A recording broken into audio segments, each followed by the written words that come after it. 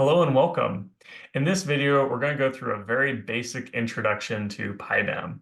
We'll cover what it is and why many people, such as yourself, might be interested in using it for battery modeling techniques.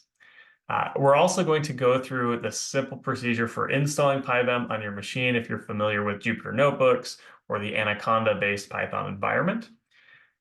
And finally, we're going to go through setting up code to run your very first battery model in PyBaM. So with that, let's get started with a brief overview of PyBaM.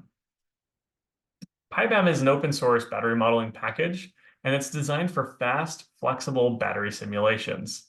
It was developed in large part as an alternative to proprietary software for battery designs in an effort to expedite research and development in the lithium-ion battery space. Now, PyBaM doesn't just support lithium-ion battery modeling, but it also supports lead-acid modeling, and it's capable of generating battery models both at the cell level and the pack level. Now, you might be considering using PyBaM or alternative sources such as COMSOL, GT Autoline, or other commercial vendors. One of the unique opportunities that PyBaM provides to its users is the free and open source license for academic, commercial, and personal use, as long as appropriate notices are provided and maintained for the license and copyrights. Now, in addition, PyBaM continuously is improving capabilities through its collaboration with more than 70 academic researchers, and this facilitates new model development that's continuously improving over time. As we look at some of the analytical capabilities that PyBaM has, at a high level, we're able to perform thermal analysis, looking at the transfer of heat across a battery or a cell, and how it's changing within the cell depending on the meshing that you specify. In addition to thermal capabilities, we can look at the electrolyte transport, as well as aging mechanisms. So starting with a fresh cell that was just formed or just created, and then looking at the SEI layer growth or lithium plating as a cell is being cycled. And finally, as a product of the various model options, you can look at the voltage response when you're applying various current profiles to the cell.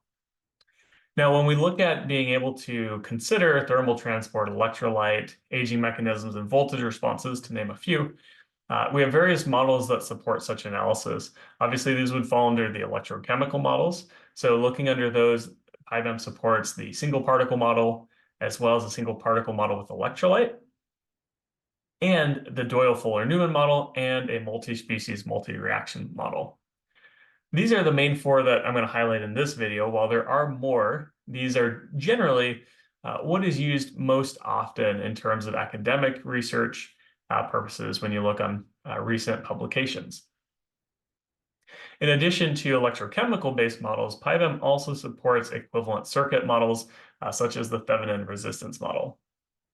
When we look at the chemistries contained within PyBaM, we can see on the cathode side, it supports materials including NCA and NMC, both lithium iron phosphate and LCO, and then a lithium nickel cobalt blend.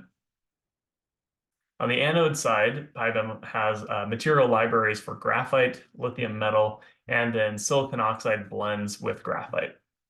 And currently, it has the ability for an electrolyte of LiPF6 consideration.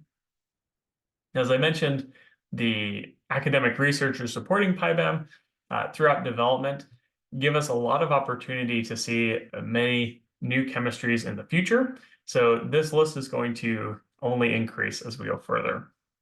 With that, let's get started in installing PyBaM and getting you through to run your very first battery simulation in PyBaM. So if you have interest, you can go through the full installation guide at this link, and you can download this Jupyter Notebook by looking at the comments in this video. But we'll start first. If you have your Jupyter Notebook environment launched, we're going to just pip install PyBaM, and we'll use the bang operator for that. Once that's ready, we'll then go to importing the PyBaM package. And after we've imported it, we're now going to specify which model type we're going to use. And we'll do that by specifying the PyBaM.lithium-ion, and then the model type. So if I'm using a single particle model, it's going to be SPM.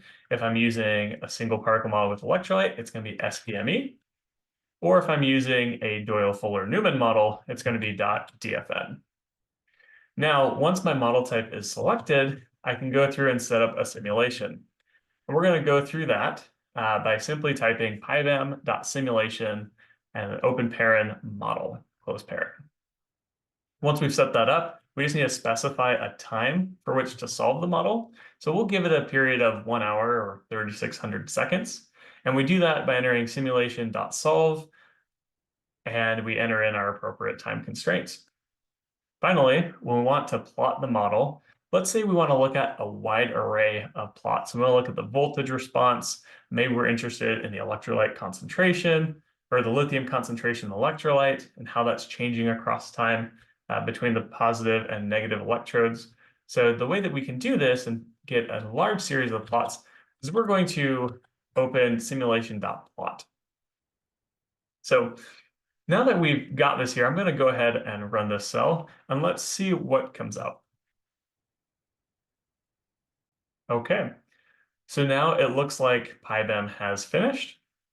As you can tell, it takes a minute for the simulation to run, but once it's finished, you'll notice a nice little pop-out bar. So first we have a time window search bar here, so we can start at 0 seconds, and we can look at how the model will change as we run it up to a full hour.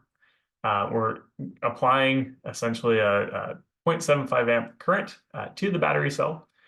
And so we can look at the surface concentration at the positive electrode particle, or we can look at the electrolyte concentration, see how that changes with time.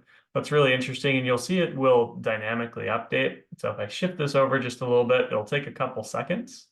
And then you'll notice here how the electrolyte concentration has shifted. And you can see where we'd be in our voltage response curve. So you can see how now we're around the 3.6, somewhere between 3.6 and 3.7 volts for the cell's voltage profile. So that's the quick gist of it. It's pretty simple. As we go back to it, you're simply, once you've installed via pip PyBaM, you can import the package, select your model type, as we've done here, and then specify that you're going to run a simulation and then solve that model. We plot results using simulation.plot. Now, in the next video or in some of the other videos, we're going to go through how you can run an experiment in PyBaM or how you might want to solve for some internal properties. So stay tuned on that. But this concludes our main video. If you have any interest or you want to learn more, feel free to put a comment below, or feel free to reach out through email, LinkedIn, our GitHub, or our personal website. Thanks so much and have a great day.